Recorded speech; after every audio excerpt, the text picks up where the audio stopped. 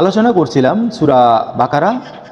তো সূরা বাকারার আজকে দ্বিতীয় পার্টে আপনাদেরকে জানাই আন্তরিক শুভেচ্ছা এবং অভিনন্দন।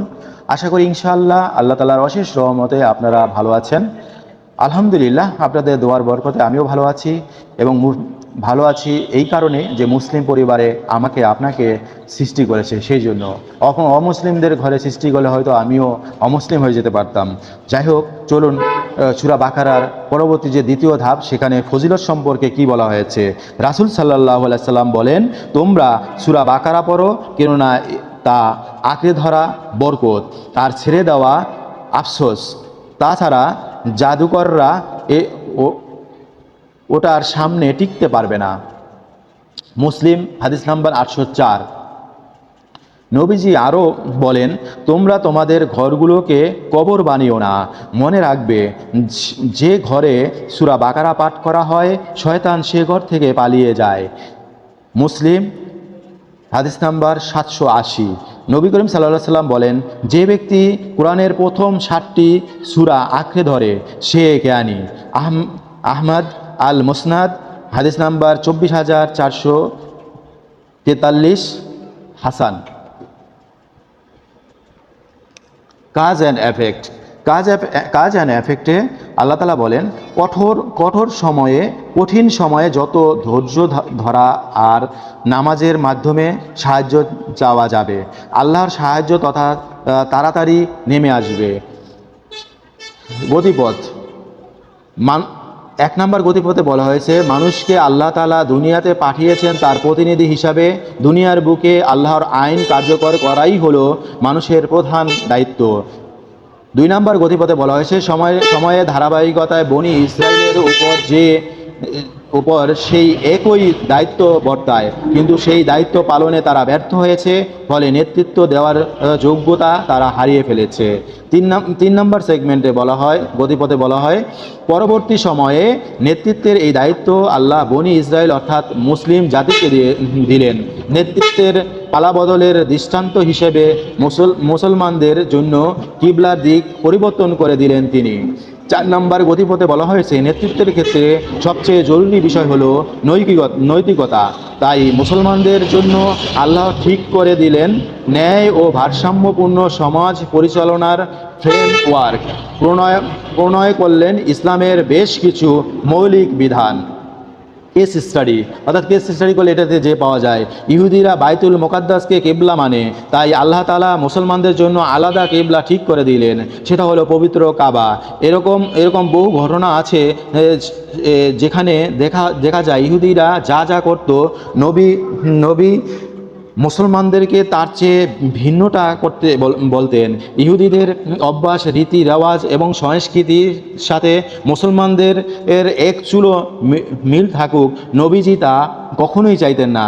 এই কারণেই মুসলমানরা একটি স্বতন্ত্র জাতি। তা কিবলা পরিবর্তনের এই ঘটনায় শহরে শিক্ষিত কিছু বাঙালি মুসলমানদের জন্য ভাবনার খোরাক আছে। বাঙালি আনার নামে তারা যে দিন কলকাতায় এই কৃষ্টি কালচার লুফে নিচ্ছে, এটা এক ভয়ের কথা। শিক্ষিত এই মানুষগুলো কি তাদের নিজস্ব পরিচয় নষ্ট করে দিতে চাইছে, যে পরিচয় তারা পেয়েছে স্বয়ং আল্লাহর কাছ থেকে? তারা কি নিজেকে মূর্তি পূজারীদের একটা কপি ভার্সন হিসেবে দেখতে চাচ্ছে?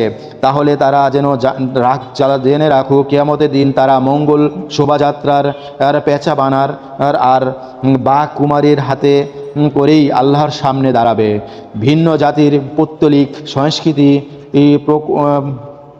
প্রমোট করবার অপরাধে আল্লাহ অবশ্যই তাদের উপর সেই দিন ভীষণ রেগে থাকবেন।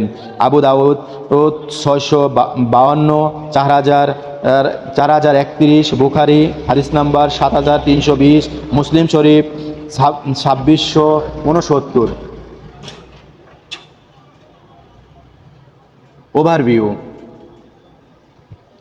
ওভারভিউতে বরাবরই যেটা বলা হয় যে ওভারভিউটা হলো সূরার এক নম্বর আয়াত থেকে সর্বশেষ যে আয়াতে কি বলা হয়েছে তার একটা সংক্ষিপ্ত রূপকে বলা হয় নাম দিয়েছে এখানে এক নজরে কোরআনে ওভারভিউ। তো এই ওভারভিউতে 1 নম্বর থেকে 20 নম্বর আয়াতে যেটা বলা হয়েছে মুত্তাকিনদের গুণাবলী এবং কাফির মুনাফিকদের বৈশিষ্ট্য, এটা 1 থেকে 20 নম্বর আয়াতে এই বৈশিষ্ট্য তুলে ধরা হয়েছে। 21 থেকে 39 নম্বর আয়াতে আদম সৃষ্টির ঘটনা, ইবলিশের প্রতিক্রিয়া এবং আল্লাহর আদেশ অমান্য করায় দুনিয়ার বুকে মানুষের অবতরণ, এই সম্পর্কে আলোকপাত করা হয়েছে। 40 নম্বর আয়াত থেকে 74 নম্বর আয়াত পর্যন্ত বলা হয়েছে দুনিয়ার মানব জাতির ক্রমধারায় বনি ইসরায়েলের আগমন, তাদের লাগাতার অবাধ্যতা ও ফলস্বরূপ লাঞ্ছনার কাহিনী। 75 থেকে 123 নম্বর আয়াতে বলা হয়েছে শুধু নবীজি নন, ইহুদিরা মুসা আলাইহিস সালামের সাথে বেয়াদবি করেছে, তাদের সেই অবাধ্যতা ও ষড়যন্ত্র আজও চলমান। 124 নম্বর আয়াত থেকে 141 নম্বর আয়াতে বলা হয়েছে ইব্রাহিম আলাইহিস সালাম ছিলেন সঠিক পথের দিশারি, তিনি মুসলমানদের অনুসরণীয় আদর্শ, ইহুদি খ্রিস্টানদের দাবি সম্পূর্ণ বানোয়াট। 142 নম্বর থেকে 177 নম্বর আয়াতে বলা হয়েছে ইহুদি খ্রিস্টান এবং অন্য কোনো ধর্মের রীতি রেওয়াজ সংস্কৃতি মুসলমানরা অনুসরণ করতে পারে না। 178 নম্বর আয়াতে থেকে 203 নম্বর আয়াত পর্যন্ত আল্লাহ তাআলা এখানে বলেছেন ওয়ারিশ বন্টন, রোজা, হজ, কিয়াস ও জিহাদ বিষয়ে বেশ কিছু নিদর্শনা এসেছে, দেওয়া হয়েছে প্রকৃত আনুগত্যের পরিচয়। 204 নম্বর থেকে 282 নম্বর আয়াতে বলা হয়েছে সবর করার গুরুত্ব ও পুরস্কার সম্পর্কিত আলোচনা এসেছে, বিয়ের, তালাক ও দুগ্ধপোষ্য সন্তানদের ক্ষেত্রে কিছু বিধান। এরপরে 243 থেকে 274 নম্বর আয়াতে আল্লাহ তাআলা বলেছেন পুনরুজ্জীবনের দুটি বিস্ময়কর নজির তুলে ধরা হয়েছে, পাশাপাশি শেখানো হয়েছে দান সদকা করার ইসলামী আদব। এরপরে 275 থেকে 76 নম্বর আয়াতে সুদের ক্ষতি ও লেনদেনের স্বচ্ছতার গুরুত্ব সম্পর্কিত আলোচনা, একটি চমৎকার দোয়া দিয়ে সূরার সমাপ্ত। অর্থাৎ যেই দোয়াটা আমরা পাঠ করি সূরা বাকারার শেষ যে 2 আয়াত, সেটার কথাই এখানে বলা হয়েছে যে চমৎকারভাবে সেই দোয়াটা আমাদেরকে শিখিয়েছেন আল্লাহ তাআলা, যেটা মেরাজের রাতে নিয়ে নবী করিম সাল্লাল্লাহু আলাইহি ওয়াসাল্লামকে এটা গিফট করা হয় উপহার হিসাবে। রিফ্লেকশন, সূরা ফাতিহাতে রবের কাছে আমরা সঠিক পথের সন্ধান চেয়েছি। সূরা বাকারায় আমাদের সেই ডাক আল্লাহ সাড়া দিলেন, দুনিয়ার মানুষকে জানালেন সঠিক পথের সন্ধান আছে কোরআনে। তবে একটা কথা, কোরআন ঢালাওভাবে সবাইকে সঠিক পথ দেখাবে না। কোরআনের সাথে যার আচরণ যেমন, কোরআনও তাকে ঠিক ততটুকুই পথই দেখাবে। যারা কোরআন পড়ে অহংকার নিয়ে সব জানতা একটা ভাবনা নিয়ে, তারা নির্ঘাত সঠিক পথ থেকে বঞ্চিত হবে। কিন্তু যারা কোরআন পড়ে বিনয়ের সাথে হিদায়াত প্রত্যাশী হয়ে, কোরআন তার জন্য আলো ঝলমলে হয়ে উঠবে। ঠিক এজন্যই এই সূরার 2য় আয়াতে বলা হয়েছে কোরআন পথ দেখায় মুত্তাকিনদের। ইবনুল হিব্বান 124, শুআবুল ইমাম হাদিস নাম্বার 1855।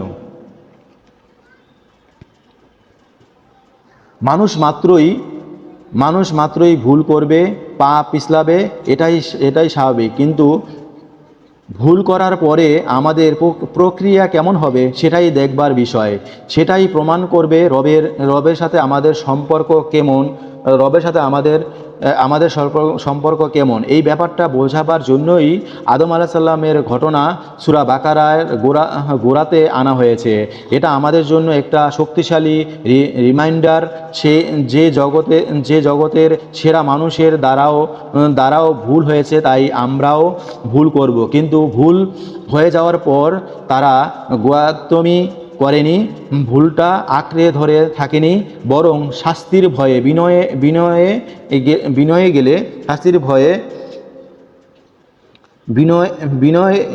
বিনয়ী হয়ে পড়েছে। এতে তো তওবা করেছে যে তাদের ভুলের চাইতেও তওবার ওজন অনেক বেশি হয়ে গিয়েছিল।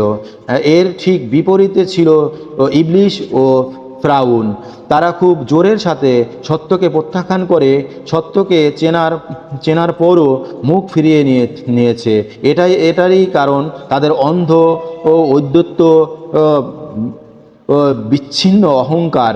ফলে সঠিক পথও তাদের মাঝে ইস্পাত কঠিন দেওয়াল তৈরি করে গেছে। আর তাদের সর্বশেষ ঠিকানাও হয়েছে জাহান্নাম। হ্যাঁ, অহংকারের করুণ পরিণতি এমনই। তিরমিজি হাদিস নাম্বার 2499, ইবনুল মাজাহ হাদিস নাম্বার 4291, মুসলিম হাদিস নাম্বার ইবনে মাজাহ হাদিস নাম্বার 4251, মুসলিম হাদিস নাম্বার 91। মানুষ সৃষ্টির আগে আল্লাহ ফেরেশতাদের বললেন, আমি দুনিয়াতে খলিফা তথা প্রতিনিধি পাঠাবো। কিন্তু দুঃখের কথা হলো এই খলিফা কথাটির অর্থই আমাদের ঠিকঠাক জানা নেই। গোড়াতেই গলদ। আমরা এখন কাপড় ধোলাই করা দর্জিকে বানিয়েছি খলিফা। গাঁও গ্রামে আবার এলাকার মাতবরগুলোকেও খলিফা ডাকতে দেখা যায়। আফসোস, খলিফার মতো একটা ওজনদার শব্দকে আমরা এভাবে নষ্ট করে ফেললাম। অথচ খলিফা হলো যারা মানুষের মধ্যে বিচার ফয়সালা করার ক্ষেত্রে আল্লাহর প্রতিনিধিত্ব করবে, তারই হুকুম মতো বিচার ফয়সালা করবে। এতে বোঝা গেল আমরা নিজেদেরকে কখনোই আল্লাহর খলিফা পরিচয় দিতে পারবো যখন দুনিয়াতে তার হুকুম বা খিলাফত প্রতিষ্ঠার চেষ্টা আমাদের ভেতর থাকবে। খিলাফার আরেকটি অর্থ হচ্ছে দেখভালকারী, অর্থাৎ আল্লাহর সৃষ্টির কোনো কিছু যেন নষ্ট না হয় তা দেখাশুনে রাখার দায়িত্ব আল্লাহ মানুষকে দিয়েছেন। সুতরাং সেই ব্যাপারেও আমাদের সতর্ক থাকতে হবে। তারবারি তাফসির 1/451। তাকওয়া কথাটি এসেছে তাকি থেকে। তাকি মানে নিজেকে বাঁচিয়ে চলে যে ঘোড়ার খুরের নিচে লোহার এক রকমের চাকতি বসানো হয়, এটাকে বলে নাল। ঘোড়া যখন তুমুল বেগে ছুটে চলে তখন পায়ের তালায় অনেক সময় কাটা নুড়ি, পাথর, বড়ইয়ের আটি এরকম জিনিস পড়তে পারে, আর তাতে ঘোড়ার পায়ের তলা কেটে যায়, কখনো মারাত্মক জখম হয়। কিন্তু লোহার এই নাল পরানো থাকলে এরকম কোনো ভয় থাকে না। তো যখন ঘোড়ার খুরে নাল পরানো থাকে না, খালি থাকে, তখন এই ঘোড়াকে বলা হয় তাকি। কেননা ঘোড়াটিকে তখন খুব সাবধানী হয়ে দেখে শুনে পথ চলতে হয়। আর তাকি থেকেই এসেছে তাকওয়া। তার মানে মুমিন যখন দুনিয়ার জীবনযাপন করবে তখন এই নালবিহীন ঘোড়ার মতোই সাবধান হবে, এমনভাবে পথ চলবে যেন গুনাহের আঁচড় তার অন্তরে না লাগে। এভাবে গুনাহ থেকে দূর থাকার মাধ্যমে নিজেকে জাহান্নামের আযাব থেকে বাঁচার নামই তাকওয়া। ইবনুল মানজুর লিসানুল আরব 15/405 নম্বরে এটাতে বর্ণনা করা হয়েছে। আশা করি সবাই বুঝতে পারছেন, সবাই এর দ্বারা উপকৃত হবেন। সূরা বাকারার যে তাফসির এক নজরে কোরআন থেকে আমি তাফসির করেছি, সবাই বুঝতে পেরেছেন। ধৈর্য সহকারে শোনার এবং বুঝার আল্লাহ তাআলা তৌফিক দান করুক, এবং বেশি বেশি শেয়ার করে দিবেন যেন অন্যরাও জানতে পারে। ইসলামকে ছড়িয়ে দেই সবার মাঝে, যেন সবার মাঝেই ইসলামের যে জ্ঞান সেটা পরিপূর্ণতা পায়, এটাই আমার লক্ষ্য। তো এই লক্ষ্যেই আমি তাফসীর শুরু করেছি। আমি নিজে যেমন হেদায়েতপ্রাপ্ত হওয়ার চেষ্টা করছি এবং অন্যকেও হেদায়েতের দিকে আহ্বান করাই আমার লক্ষ্য। আশা করি সবাই বুঝতে পেরেছেন। সবাই ভালো থাকবেন, সুস্থ থাকবেন। সে পর্যন্ত বিদায়। আসসালামু আলাইকুম ওয়া রাহমাতুল্লাহি ওয়া বারাকাতুহু।